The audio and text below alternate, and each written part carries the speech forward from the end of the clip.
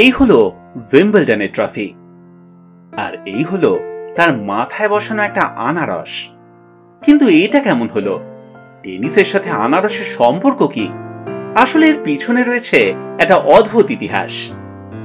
এই আনারস ফলটা তখন ইউরোপে এত তৈরি হতো না, মূলত দক্ষিণ আমেরিকা থেকেই আমদানি করতে হতো। সম্ভবত 1493 সালে ক্রিস্টোফার কলম্বাসই প্রথমবারের মতন ক্যারিবিয়ান থেকে আনারস ইউরোপে নিয়ে আসেন। কিন্তু আনারস এমনই এক ফল যেটা জাহাজে করে এত দূর আনতে আনতে নষ্টই হয়ে যেত। তাই যে কয়েকটা আনারস ঠিকঠাক অবস্থায় ইউরোপ পৌঁছতো তাদের প্রচন্ড দাম হতো।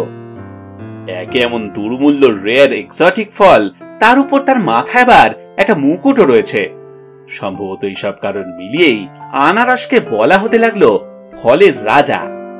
আমরা আজকাল আমকেই ফলের রাজা বলে থাকি, কিন্তু সেকালের ইউরোপে এই খেতাব ছিল আনারসের।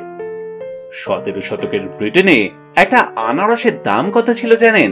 5 থেকে 8 পাউন্ড, যেখানে সাধারণ ব্যক্তিদের বাৎসরিক রোজগার ছিল ওই 10 পাউন্ড মতন। তাহলেই বুঝে দেখুন কি কাণ্ড। এমন দামি ফল কেনার সামর্থ্য অনেক ধনী ব্যক্তিদেরও ছিল না, কিন্তু নিজেদের স্ট্যাটাসটা তো দেখাতে হবে। তাই কখনো কোনো পার্টি থ্রো করলে সেই ফল এক রাতের জন্য ভাড়া নেওয়া হতো 10 শিলিং দিয়ে, তাও খাওয়ার জন্য নয়, টেবিলের শোভাবর্ধনের জন্য। এমনই ছিল সেকালের রীতি। শুধু কি তাই, অনেক বাড়িঘর এবং অন্যান্য স্থাপত্যেও আনারস হয়ে দাঁড়ালো একটা আর্কিটেকচারাল স্টাইল। 1675 সালে হেনরিক ড্যাঙ্কার্টসের একটা আঁকা ছবিতে দেখা যায় যে রাজা দ্বিতীয় চার্লসকে একজন একটা আনারস উপহার দিচ্ছেন। বুঝতেই পারছেন যে সেকালে আনারসের মর্যাদাটা ঠিক কোন জায়গায় ছিল।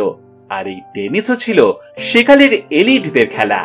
আর উইম্বলডনে যখন সেই টেনিসের টুর্নামেন্ট হয়, তার ট্রফির মাথায় আনারস ছাড়া কি বা থাকতে পারত?